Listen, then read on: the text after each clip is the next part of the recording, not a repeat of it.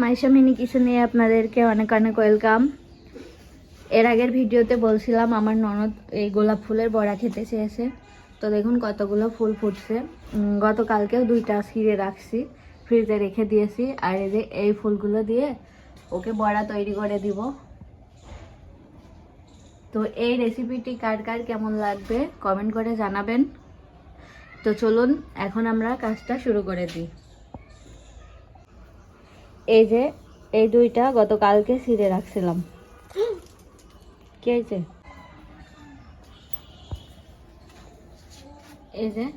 এই ফুলগুলো পেরে নিব।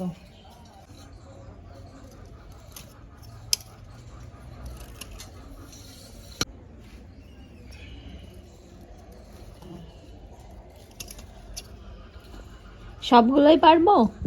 হ্যাঁ পারো। এত সুন্দর ফুলগুলো তোমার পেটের ভিতর যাবে?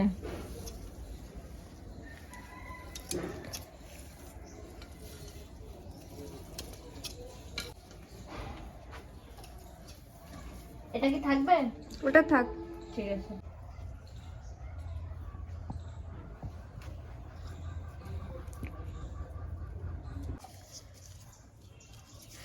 এই ফুলগুলো এখন একটা একটা করে পাপড়িগুলো ছাড়িয়ে নিতে হবে। আমার কিন্তু খুব মায়া লাগছে, কিন্তু কিছু করার নাই, আসলে ছোট মানুষ খেতে চেয়েছে তো। ফুল ছিঁড়তে আমার খুবই মায়া লাগে, কারণ এই সুন্দর ফুলগুলো গাছেই ভালো শোভা পায়। এই যে দেখুন সব ফুলের পাপড়িগুলো এভাবে ছিঁড়ে নিয়েছি। এখন আমি এগুলো ধুয়ে তারপরে মসুরের ডাউল বেটে রেখেছি, মসুরের ডাউলটা দিয়ে প্রসেস করে আমি এখন বড়া তৈরি করব। ফুলের এই পাপড়িগুলো আমার ননদ এখন কুচি কুচি করে কেটে দিচ্ছে।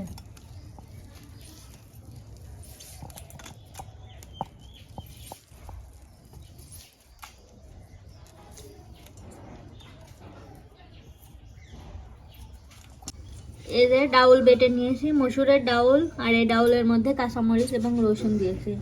আর এখন এই যে লবণ দিচ্ছি, আর দিব অল্প একটু হলুদ। এবার এই ফুলের পাপড়িগুলো ডাউলের মধ্যে দিয়ে মিক্সড করে নিব।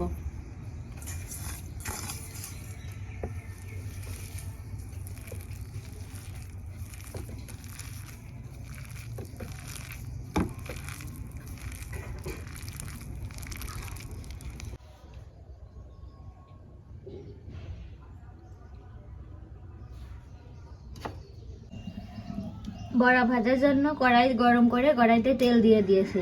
আর আমার এই কড়াইটাকে আপনারা ইগনোর করবেন, কড়াইয়ের কালি, কারণ রেগুলার রান্না করা হয়, আর রেগুলার রান্না করলে কড়াইয়ে কালি হবে, এটাই স্বাভাবিক।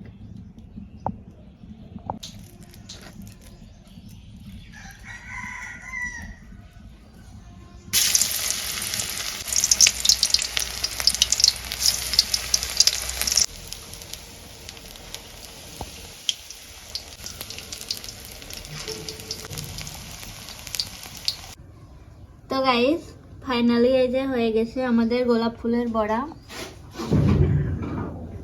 নাও খাও, একটা ভাঙো। মুসমুসে হয়েছে? তো আপনারা এভাবে ট্রাই করে বাসায় দেখবেন, বড়াটা কিন্তু অনেক সুস্বাদু ছিল।